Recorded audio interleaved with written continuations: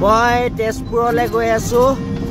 ৰাতিপুৱাই হৈ গ'ল আহোঁতে আহোঁতে মই এতিয়া ঢেকীয়াজুলি পাই গ'লোহি বোলো ৰাতিপুৱা হৰিনামেৰে আৰম্ভ কৰোঁ এটি গান তেনে হৰিনাম এটা লগাই ল'লোঁ লগাই লৈ গৈ আছোঁ হৰিনাম শুনিলে টোপনি ফাটি যায় মানে সেইকাৰণে হৰিনামটো লগাই লৈছোঁ এয়া ৰাতিপুৱা মানুহ মৰ্ণিং ৱাক কৰিলেই গুৰু তুমি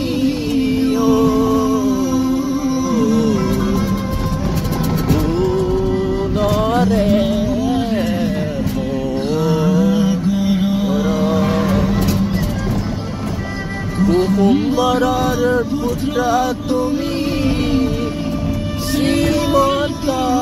শংকৰ এইটো কিমান ৰাতিপুৱা ভাল লাগে গাড়ী চলাই নিজান যাম অকল ট্ৰাকৰ বাদে বেলেগ একোৱেই নাথাকে না ৰাতি হওক ৰাতিপুৱা হওক সেইকাৰণে সদায় ৰাতিয়ে অহাটো চিন্তা কৰোঁ টোপনি ক্ষতিটো হয় কিন্তু দিনটো শুব পাৰি আৰু একো কথা নাই দিনটো 1টা বজালৈকে আৰামত শুব পাৰি তাৰপিছত গাড়ী খালী হয় 1টা বজাৰ পাছত এতিয়া গৈ আছোঁ তেজপুৰলৈ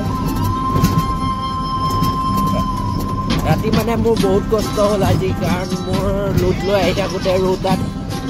চেকা এটা পাছ কৰি দিলে পিছ চেকা সেইকাৰণে আহোঁতে আহোঁতে ৰাতিপুৱাই বাজি গ'ল 5টাই বাজি গ'ল আৰু ৰাতিপুৱা বহুত কষ্ট হ'ল